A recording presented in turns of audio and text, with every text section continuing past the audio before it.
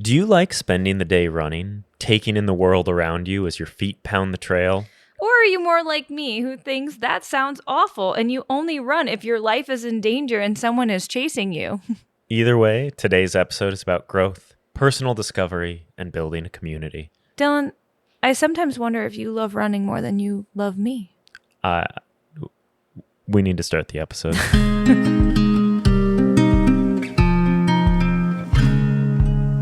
Hi, everyone, and welcome to episode 24 of Channeling Hallmark, the podcast where we talk about all the things that make us feel warm and fuzzy, like when you lay down on the couch after a long, tiring day. We're your hosts, Dylan Cashbaugh. And Keetin Markey, or just when you lay on the couch in general. It always makes me feel warm and fuzzy.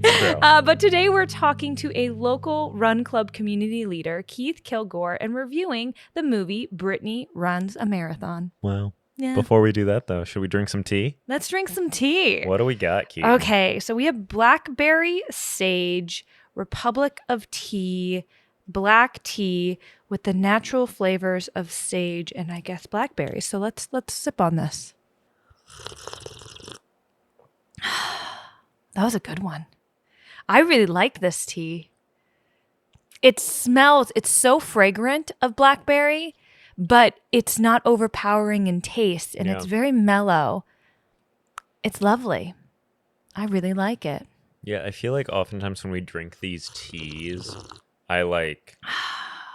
They put me in a certain place where I feel like I am somewhere. And for this one, I feel like I'm sitting outside in like an English garden or something, you know? Yeah, it's I really like this tea. Mm-hmm.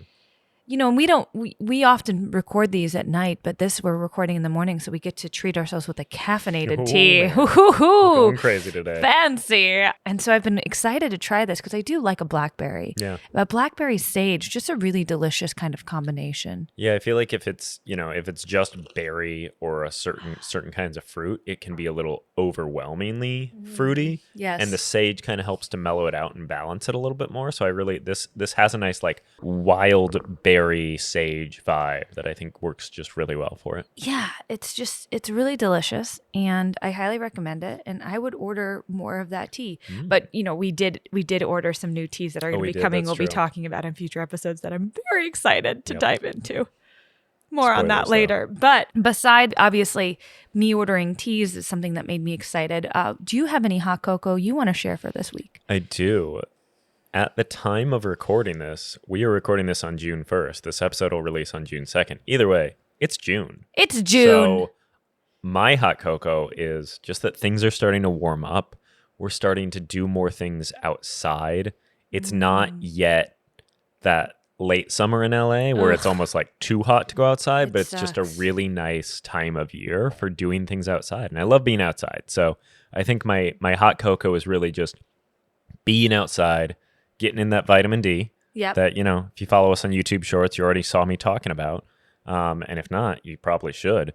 But spending time outside is my hot cocoa. I love that for you.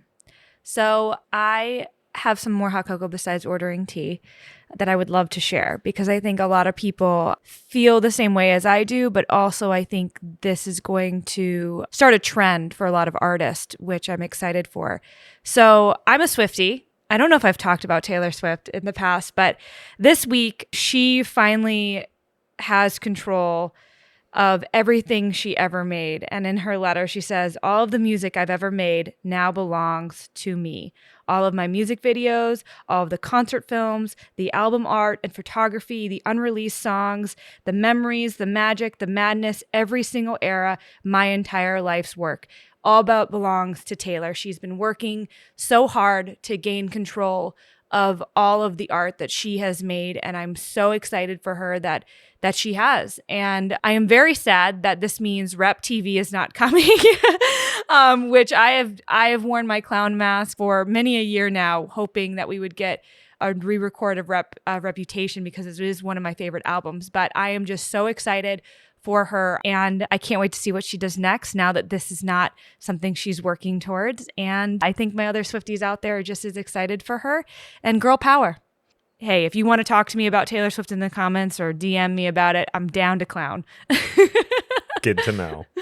Shall we dive into this movie? Yeah. What movie are we watching this week, Keaton? Okay, so this week we watched Brittany Runs a Marathon. And it's not the first time we've seen this. We watched this when it first came out, and we decided to revisit it because of this week's theme. But after getting a bit of a wake-up call from her doctor, Brittany decides to start making healthier choices in life. What starts out as struggling to run a block turns into running a 5K, developing more supportive friendships, and eating better. But when she decides to sign up for the New York City Marathon, will this goal be so tough that it drives her back to her self-destructive ways? This Paul Downs Colazzo directed movie stars Jillian Bell as the titular Brittany. Jillian was so committed to this role that she actually worked with a running coach and lost 40 pounds over the course of shooting. To me, Jillian really makes this movie work by getting us to feel the character's transformation throughout this movie. Maybe it's because I'm a runner who has gone through a lot of personal growth, driven by running, or maybe I'm just a sucker for a movie where I see a character become a better person. But this movie just so works for me. Keaton, as someone who hates running, do you have that same experience, or is this just a movie for runners? I absolutely do. I think this movie is great. This is a rewatch. I haven't seen it since we watched it. I think it was like in 2020 when this came out on Amazon. It came out in 2019, so I think we watched it pre-COVID. Pre-COVID. But I could be wrong. Yeah, again, I really liked this film. I thought it was inspiring. I really, really like Jillian Bell. I think she's great. And I also think like what a cool thing for an actor to do, literally in the span of filming a film, to commit to the fitness of it and like have that be a part of the story in the film, which I'm sure there's been other actors who've done that, whether before a film, after a film. But I mean, how many actors do it through the course of the film? And that was really cool to see her transformation. And I feel like you could also like feel it in her spirit. And I bet you that probably helped even with her character development and with her performance, because she actually went through the same stuff that Brittany is going through, the character. Yeah, and I think it's really cool. Like, I think it would be so interesting actually to watch a behind the scenes just about Jillian Bell for this movie, because she is a very funny person. She's known as a comedian more than anything else. But for this role, she obviously like physically committed so much, where this is a very funny movie, but it's so much more about that personal growth and transformation that she conveys so well throughout this movie, where like every time I watch this movie, I get a little emotional at the end just because I feel that journey for her. Oh my God, I did too. Like and it's so funny. I don't understand running. I don't like running. I don't understand why my husband pays money to torture himself in the mountains and run hundreds of miles, which actually he has a race this week. He has his next 100-mile race this week. So he's been training, and I just don't get it. And I don't think I'll ever get it. But there's something about this movie that makes me get it. And watching her at the end, like running, and they actually got to film at the New York City Marathon. Watching her be a part of that, you feel the community, you feel it. Yeah. You feel it, and you feel the importance of everything leading up to that. And I get why people do this, why people try to set this goal to kind of inspire them to feel like they're doing something bigger than themselves, and how something as silly as a race or running a certain number of miles can then like have a ripple effect on improving other things in your life, because you're focusing on a goal that is a positive goal for your health. And I think there is it's a mindset thing, right? And I feel it. This movie is like, it just makes you get it. But I can't watch this movie 24/7 to get it all the time. So then that get it fades. But I do love watching it and feeling the feeling I'm sure you get when you run. Yeah. So basically you're saying when you watch this movie, then you would immediately like sign up for a marathon? Yes. Is that what you're saying? Yes. Wow. All right. Let's but do I'm it. I'm aware of that, so I will not fall into that trap. Another thing that I really appreciate about this movie, I have an issue with movies where the protagonist, or really all characters, are so unlikable or so self-destructive that I just get frustrated watching them. And I think the writing and Jillian's performance toe that line where she never goes too far in that direction, and you really see that growth.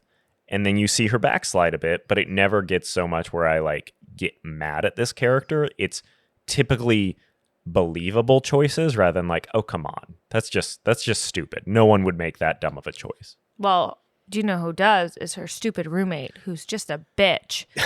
Wow. I'm sorry. I don't know if I've ever used this language on the show, That's but so not her channeling roommate Hallmark. was so mean. She was. That's very And her true. roommate literally, like, as somebody who, like, I have always been fairly athletic, but like I have been the fat girl. Like I have been. I've always struggled with my body image and like, you know, since I was little. And so I very much relate to the fact that like if somebody's telling you, oh, even if you try hard now and try to change your life now, you're just going to fall back into your old habits. And like, that scene like really like hurt my feelings. I like did not like that. But again, a testament to the writing and a testament to like, wow, like that, like to see then her Brittany walk away from that and say and not let that tear her down. It just kind of helped inspire her more. That was really cool. And then you see her roommate back with the same guy that she broke up with, who was a toxic relationship. So yeah, at least she's not the main character. I would totally not be into it.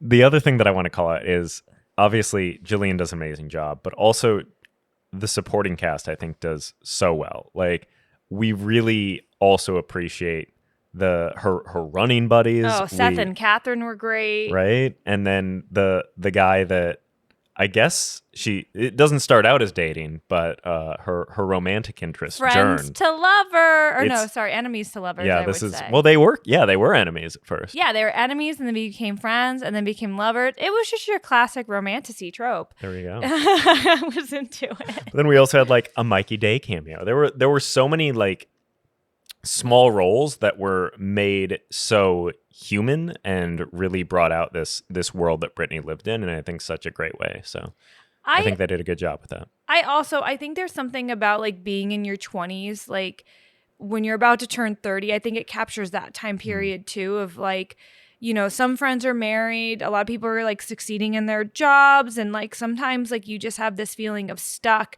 and you think you're alone in that feeling.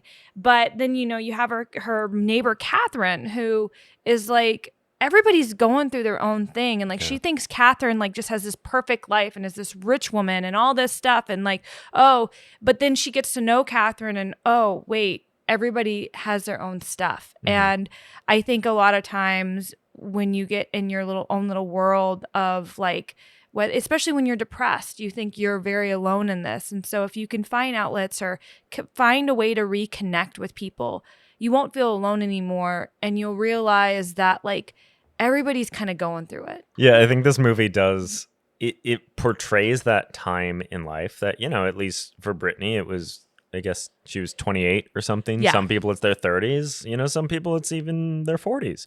Or maybe never, where you kind of hit a point of, I want to do something different with my life. Ideally, something better. I want to start taking care of myself. I want to start having healthier friendships. I want to do things other than just what can typically be a self-destructive, just have fun mentality.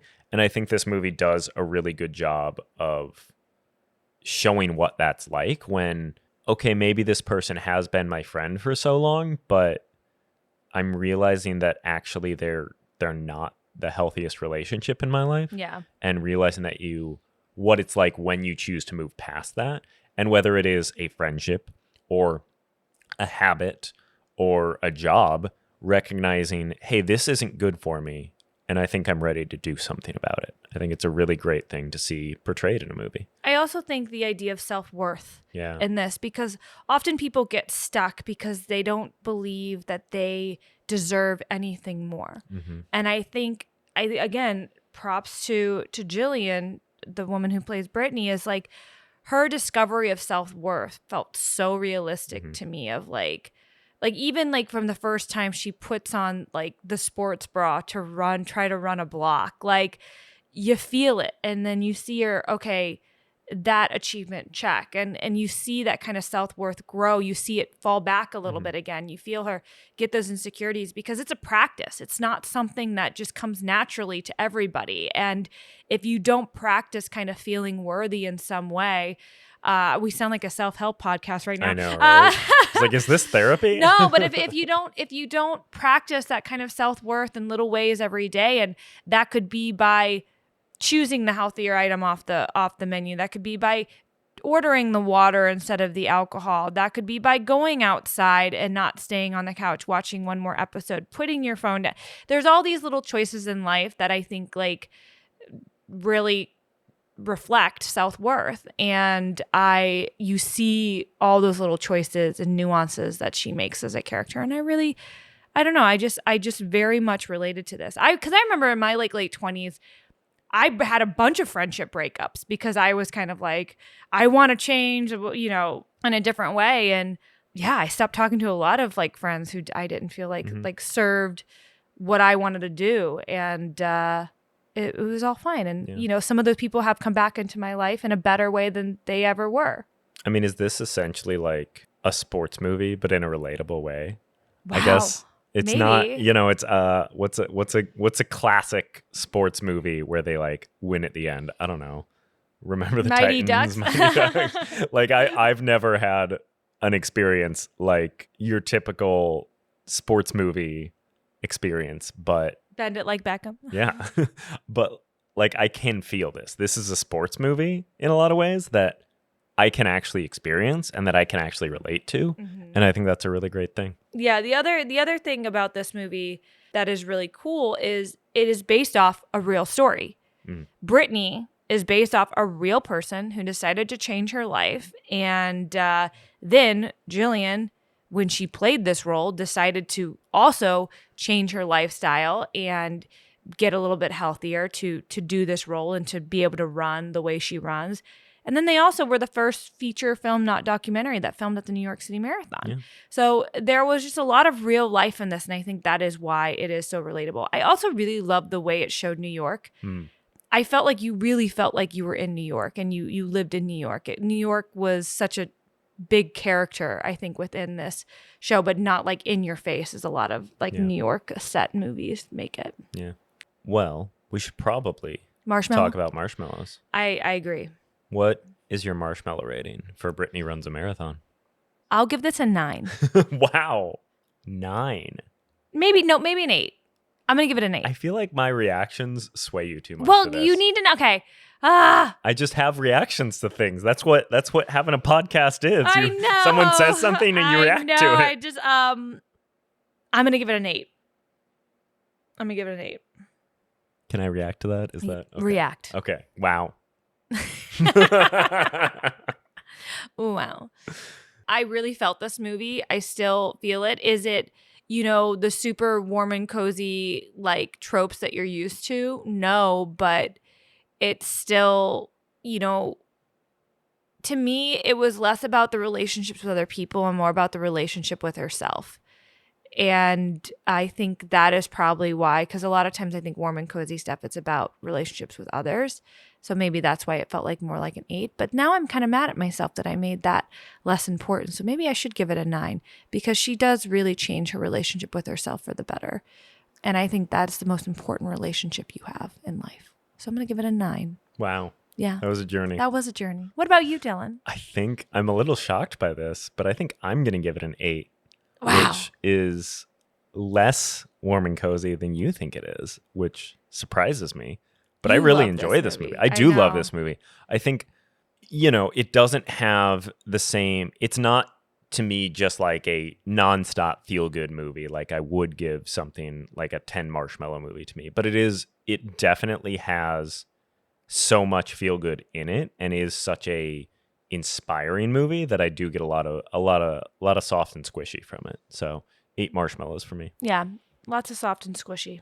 Shall we talk to a very exciting person for you? If you think Brittany Runs a Marathon is an inspiring story, we have someone else who has a very inspiring story and uses his experience with running to inspire others.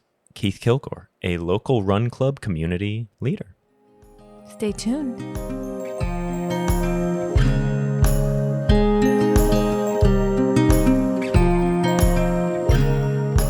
If you're enjoying this episode of Channeling Hallmark, take a moment to leave a rating, review, subscribe, As an independent podcast, that's the best way to help us to reach new listeners. And we love when you guys leave comments, let us know what you're thinking, give us feedback, whether it's positive or negative. Just keep it cozy. Thanks for listening. Now back to the episode.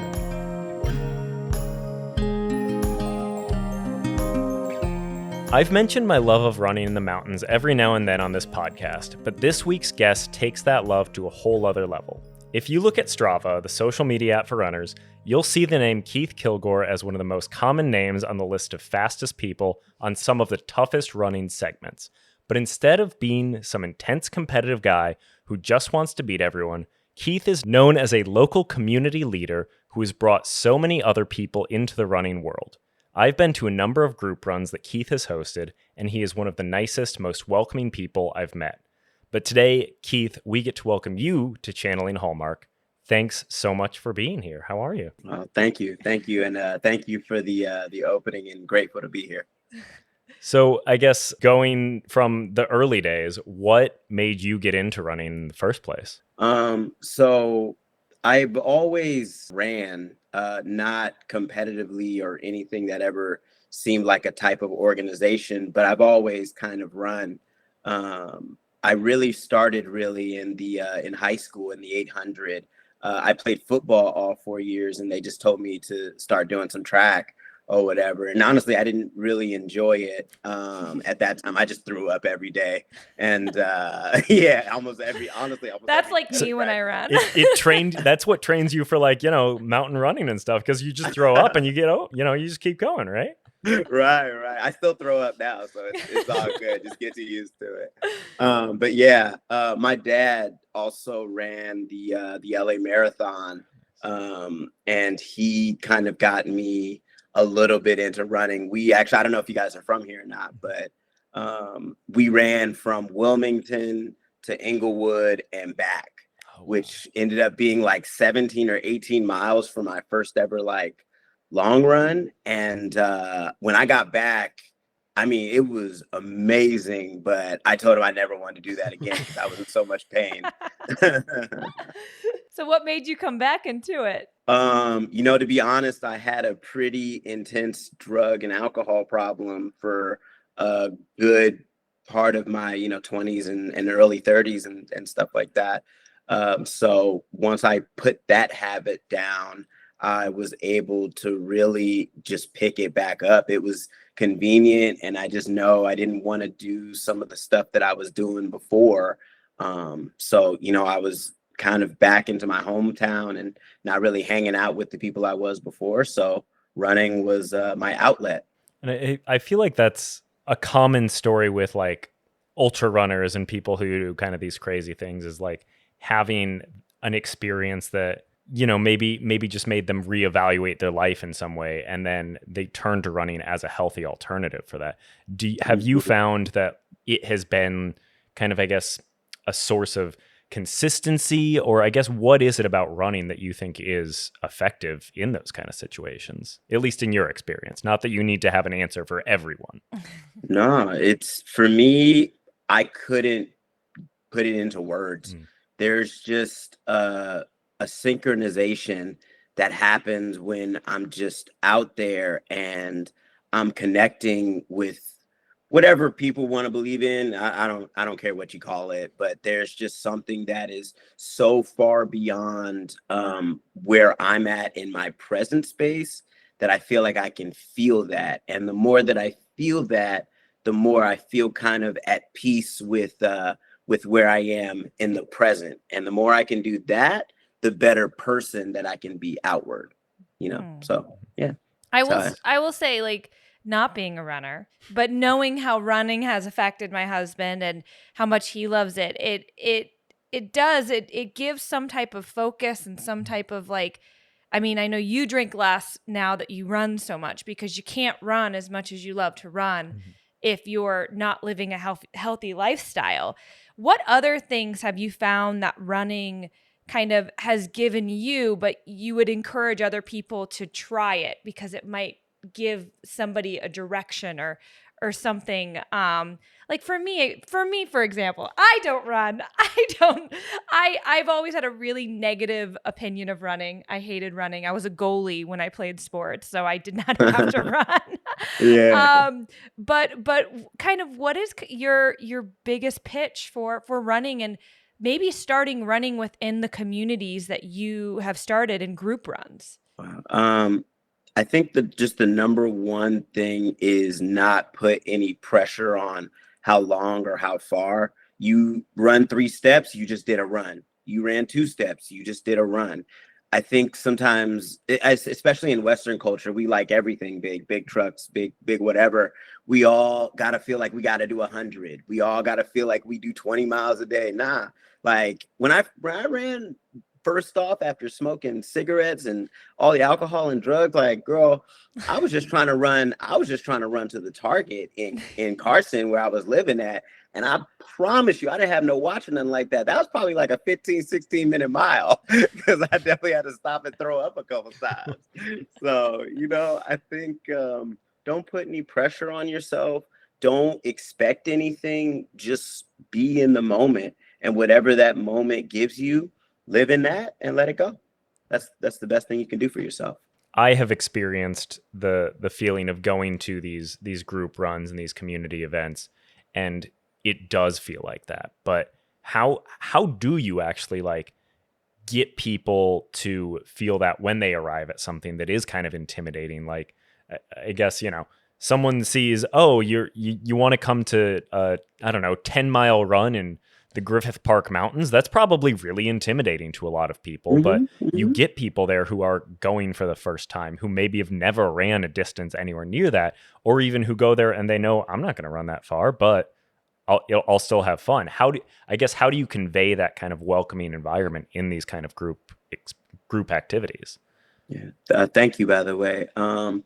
There's 2 things. One, I have a team behind me. It's not just me. It's so many people that just want to do wonderful things with their time. Me and my wife take care of her grandma, and she's 90.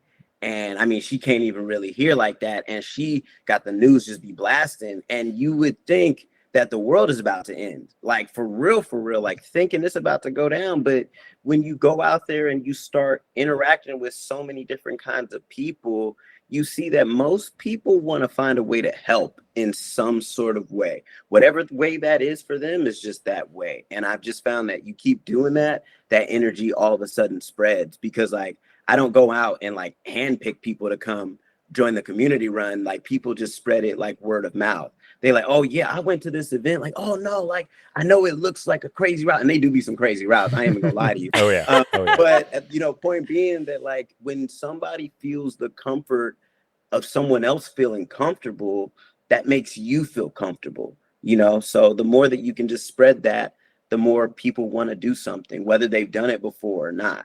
The second thing is I was very grateful now that I can see it now, but I moved. My pops was in the military, so I moved quite a bit. I was born in Massachusetts, lived in Indiana, Texas, and all kinds of places. So I know how it feels to go somewhere and not know anyone, and then have to like still navigate and do the things that you have to do. So I'm used to like, I know what it feels like not necessarily to feel welcome, but still try to bring that like welcoming energy, theoretically, because that's the only way people gonna help me. If I come up acting like an a-hole, and don't nobody know me, ain't nobody gonna really, talk to me or help me out. Yeah. I guess maybe I'm wrong in assuming this, but I don't think being a community leader in the trail running scene is the most lucrative thing to do. So you're not doing this for money. What is it that makes you want to do this? Like, why do you keep coming back to it? There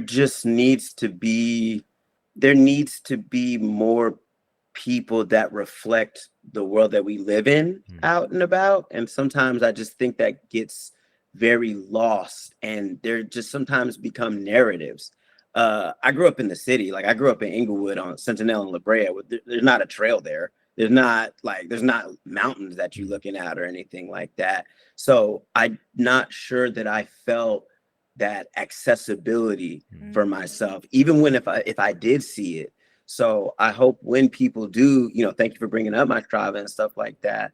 But the point of it is to spread the inspiration for other people to do it. Of course, we all get caught up in our own times and our own journeys and things like that. But theoretically, anytime that you do something, if you can inspire another person to do it, more than likely you're going to get better at what you're doing, not worse at it because you inspire somebody. So the more I can just put it out there that everyone has a place on the trail, or everybody has a place in this running space, or whatever it is that you want to do, the more the barriers get broken, the more narratives get broken down too.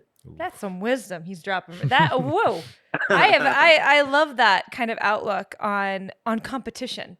I think that is a beautiful way to think about, pushing yourself to push others, but it's mainly if you're interacting with others, you're interacting with community, and you're building that community by kind of seeing each other on this app. And I'm not on Strava. Maybe I'll get on it someday.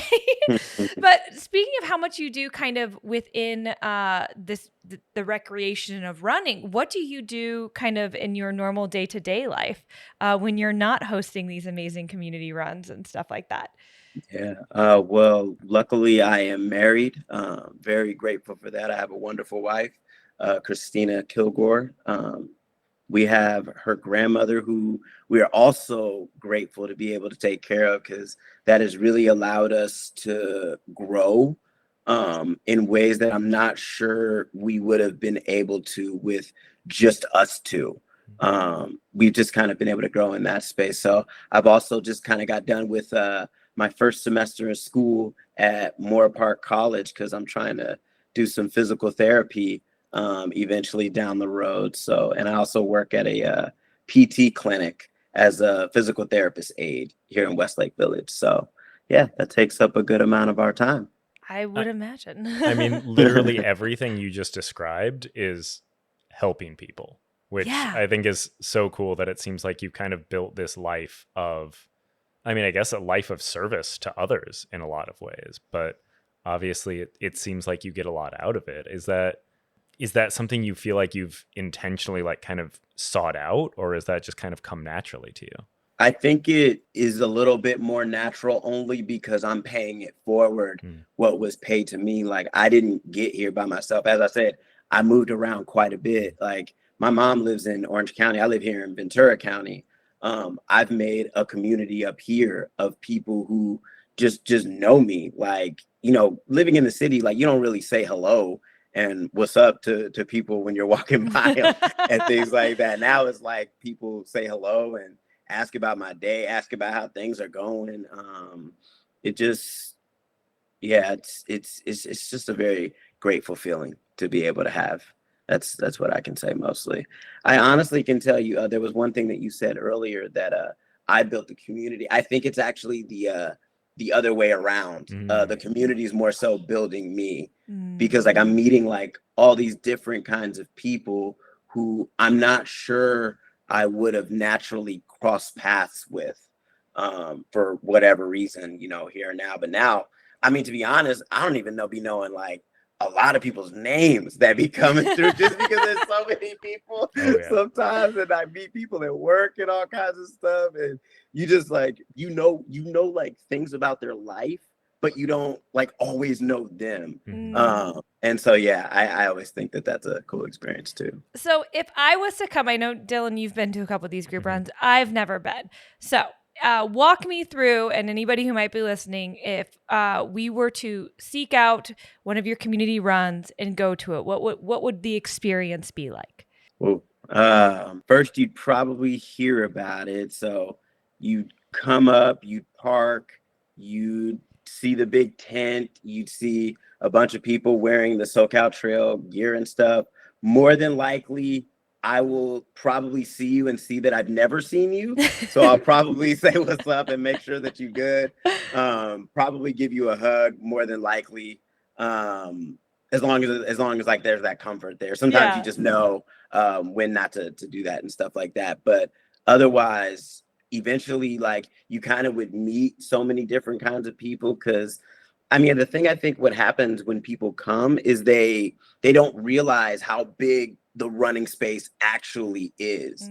Like when you see like 120 people who are all doing what you're doing, you're like, yo, why have I never met you before? And then all of a sudden y'all start talking about areas of where you're from, and you find out that they live like close to where you are. And all of a sudden you running with them. So that's kind of how it would more than likely start. And then I would get up in front of everybody with Martin from Adidas, and we would kind of just give you a rundown of the route, make sure you're good, tell you about the white flower arrows. So when you run up on trail, our RD Daniel, who's really, really a wonderful, wonderful young man, he will go out beforehand and he'll mark the trail so people know where they're going, whether you've been there or not. So then we would all take off together, and you can choose whether you want to do the short route or the longer route. That's totally up to you. Then you would get back, probably be thirsty and be hungry, and get down on some of them free snacks and free drinks. And then honestly, it just becomes a hangout spot at that point. I kind of call it like Sunday church, because it's kind of like what I think about when we do it on Sundays. Is it your church? Yeah, I guess I literally have not previously made the connection of it does feel like that same kind of like community experience, like going to church on Sundays feels like. And it literally, now that you've said that, I'm like, oh yeah, there are a lot of comparisons there. Also, I do want to say, I think you're underselling the availability of food and snacks of these things. I missed the last one, but the one before that, there were literally empanadas at the finish. Like, it was amazing. I do remember you coming home from these runs being like, because I'll be like, oh, like, do you need food or whatever? He's like, nah, we good. Like, they had empanadas, watermelon, empanadas. Yeah. I mean, your favorite running treat is like watermelon with salt on it. Like, and that's all he needs. And he's just very, very happy. But empanadas, man, that's a whole nother level. How far are these group runs? Now, I feel like such a noob right now, because you said there's a short route and a long route. What are the kind of routes? How long are we talking here? So, well, as we talked about originally, you can do whatever you want to do. Even though it's a community event, with routes and things like that. If you want to go out there and run 1 mile, sometimes they have like a walking group, and things like that just go out and do a 1 mile or out and stuff like that. Not everybody who comes to these events and stuff is in the same running season. So, I mean, if you come off of running 100-mile race or whatever, right, and you come to this event, you're not trying to do no 5 or 6 miles or even a 10-mile or whatever. So sometimes you just get out and do what you can. But the short routes can range anywhere from like 5 to 8 miles or so. And the long routes can go anywhere from like 10 to 14, maybe 15. Another thing is, like, at these runs, there's always, like, no matter what speed you're going, there are groups that you can hang out with so that you have other people you can run with. Or also, if you're someone that's a little more introverted and you kind of just want to learn a new trail, you also don't have to talk. It's a really, like, you feel like you have the option to be a part of these groups and talk with people, but you also never, at least I've never felt like I have to if I don't, like, because sometimes I've gone where I'm like, oh, I do actually want to hit a certain time because this is actually a speed work or something for me that I'm doing. But like, if I want to just take it chill and easy and chat, then I can do that too. I like. Hey, you guys, I maybe I'll show up at the next one. I don't know. I don't run. I do Pilates. Hey, Pilates is no joke. Pilates, it's really hard for me to enter myself because they put you on those reformers and it's like you can't really move. It's basically like PT because I discovered it through doing PT. But yeah, no, I'm scared to run because I don't want my knees to fall apart. I don't know. Like I had bad knees when I did. Well, sports as a kid. We might know a physical therapist. Now that I know, like. You know what? Maybe if one day you just come out, maybe don't say that you're going to go run. Just say that you're going to a community event to meet people in the community, and whatever happens from there is what happens. So then, like I said, there's no pressure on yourself. If you just want to go walk on the trail, great. And if maybe you just want to run down, cool. If you don't want to do no running at all, cool as that too. You can do whatever you like. He's a good salesman too for this. Right? Yeah. So I guess, you're someone that obviously has had a lot of experience of physical activity being something that kind of helped you in life and like really gave you a lot of direction and motivation and just, gave you a lot of satisfaction. It forgetting like, obviously not everybody will run and do other things, but like, I guess, what is it about getting out into the world, doing physical activity, or even just getting outside that you think can be so helpful for people? I think sometimes when you stay inside, you're always in control of the next thing that's gonna kind of happen to you, or you're trying to be.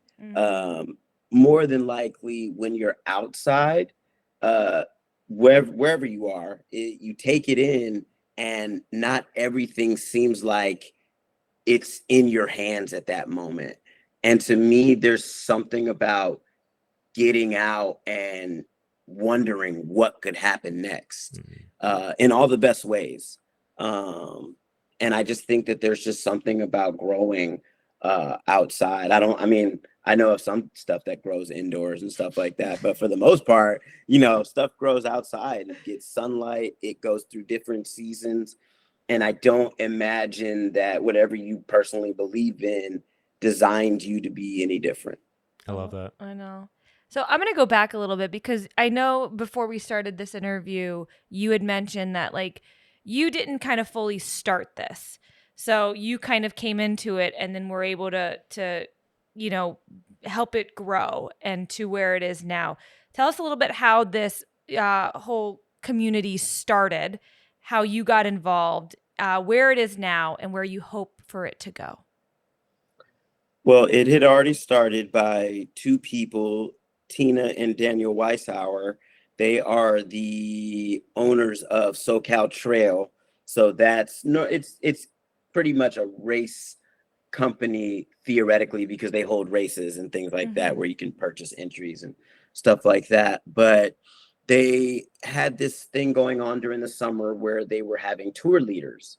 A tour leader was someone who kind of went out on trail, and we were just trying to be helpful to the community that wanted to come out and run and stuff like that.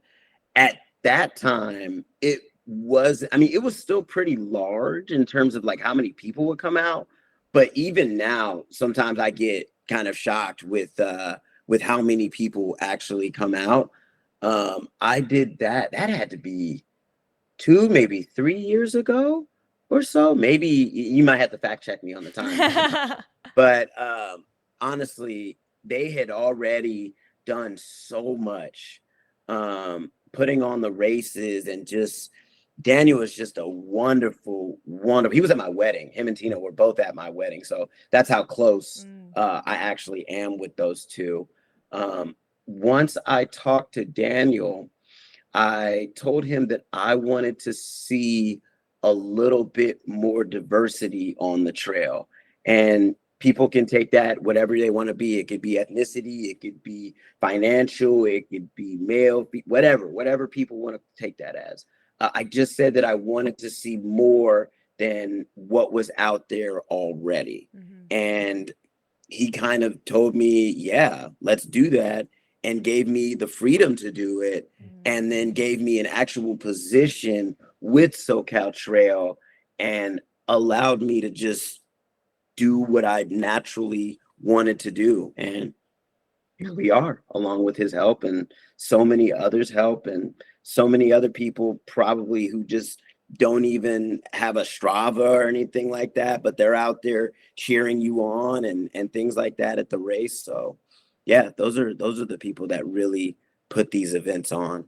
I guess not necessarily specific to running communities and organizations, but like, are there specific ways that you think any kind of a group can be more open to diversity and more welcoming to any different people? Any like tips for that, I guess? I think making sure that you have a space that is ready to understand more than you're ready to answer. Sometimes when you're in spaces where there aren't a ton of people, like we live in LA, so it's a little easier in that respect, because LA is a diverse place. But to be honest, like not everywhere has a huge population of Latino or Latina or African American or Asian or whatever kind of culture. So if you do have people that come to these groups or these events where they're like the only person standing out within a whole group of people, like I said, you got to make sure that you're willing to listen more than you're willing to talk. And I'm not sure that everyone is willing to kind of just put their ego behind.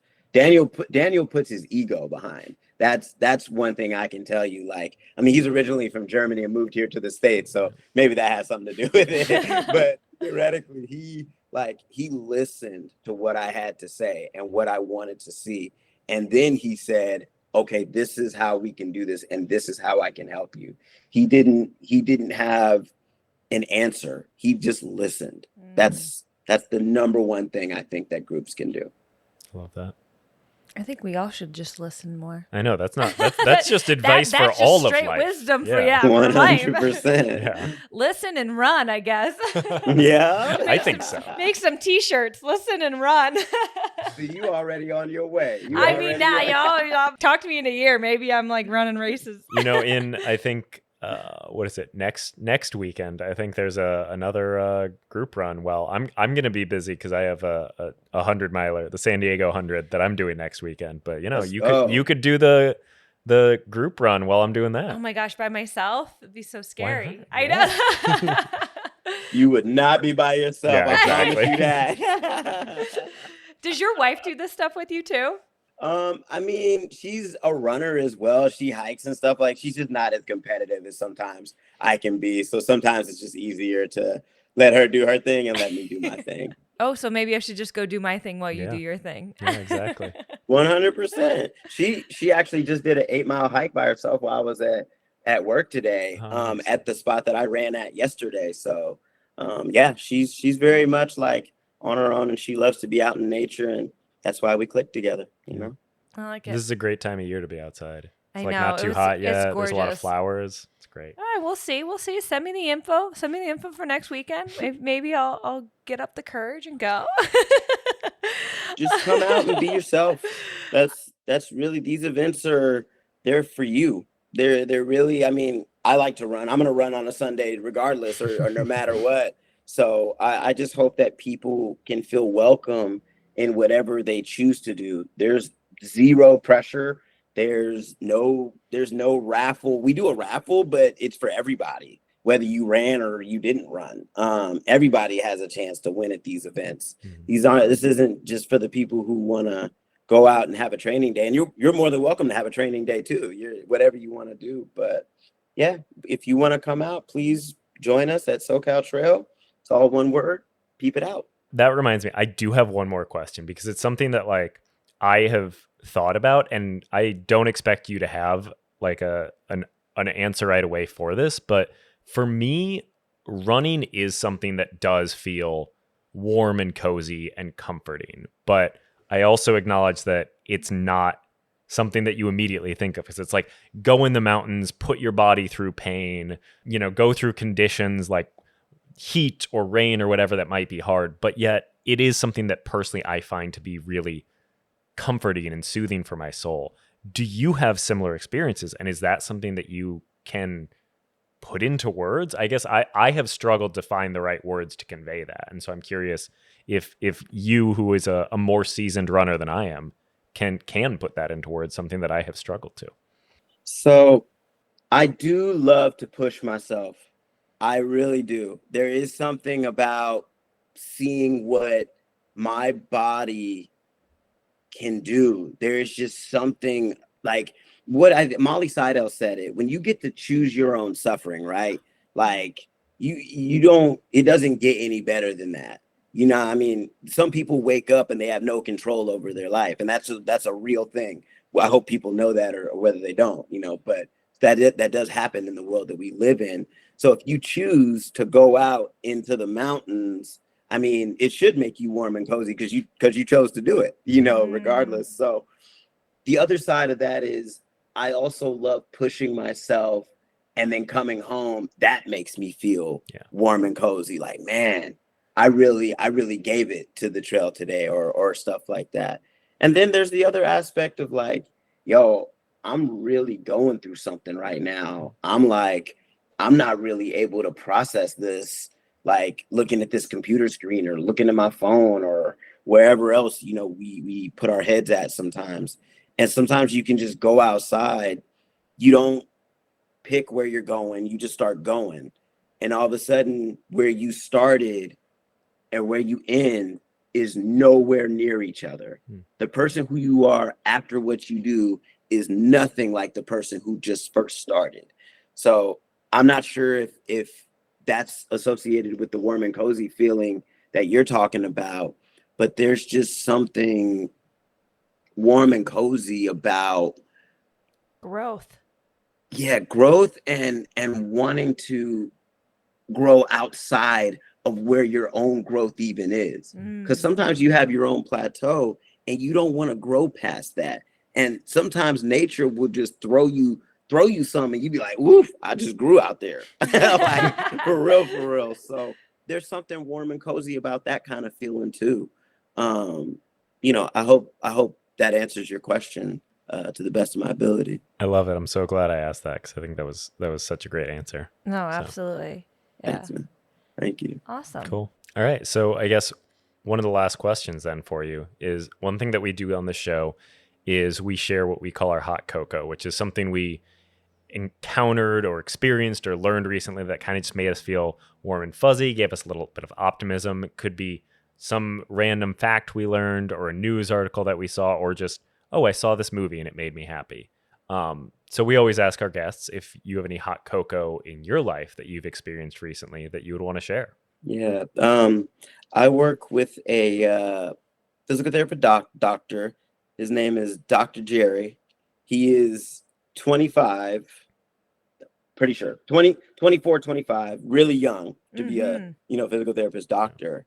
And the amount of patience and care that I see him give to people who maybe don't feel that they deserve that, regardless of where they're at in their own physical health journey, the time and love and care that he shows to them is something that makes me very grateful to be able to get out and go outdoors every day. It's really hard for me to have a bad day outdoors when I go work where I work and see the doctors help some of the people I see them help. So every time, I kind of get to go to work, it's kind of a reminder of how lucky you are just to have what you have, and just shouldn't take that for granted. So I want to give him a shout out because you don't meet many young people that have that kind of patience. Truly. So yeah, want to give him that shout out. And doctors, like, just a shout out good doctors and good healthcare workers, because you don't get them all the time, and especially physical therapy is a very vulnerable place to be.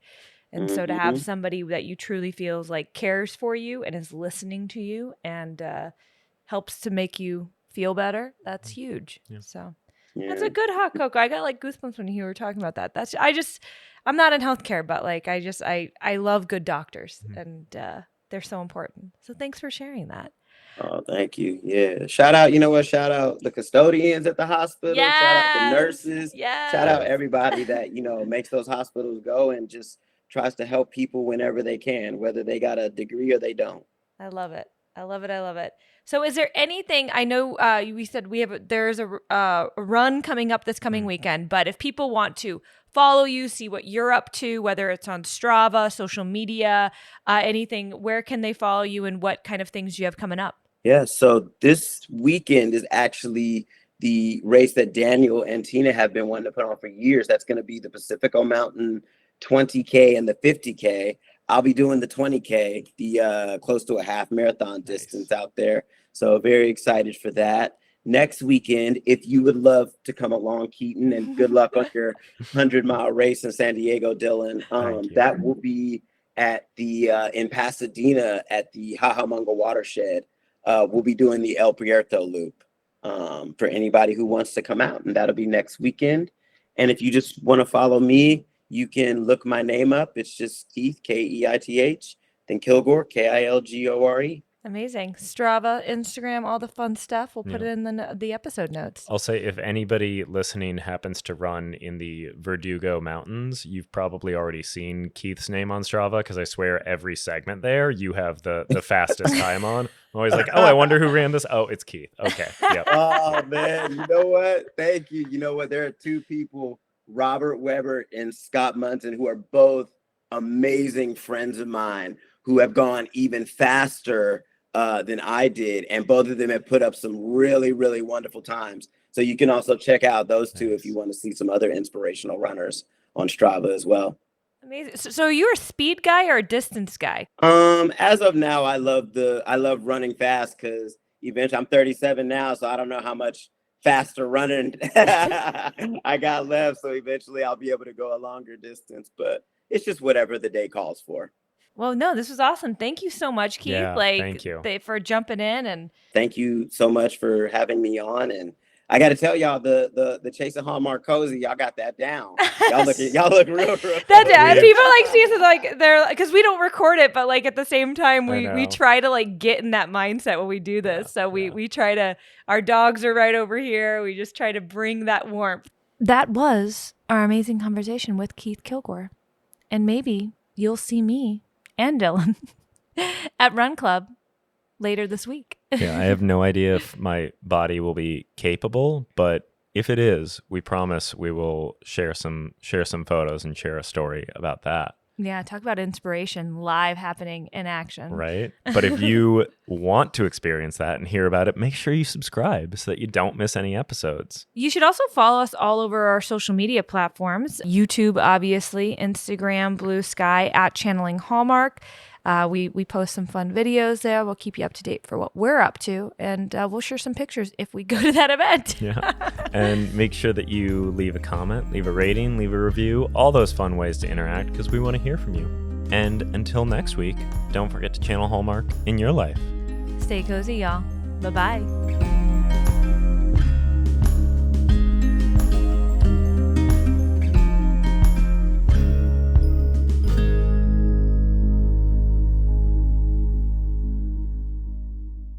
Channeling Hallmark is an independently produced podcast and is neither sponsored nor sanctioned by Hallmark or any other entity. Thank you for listening.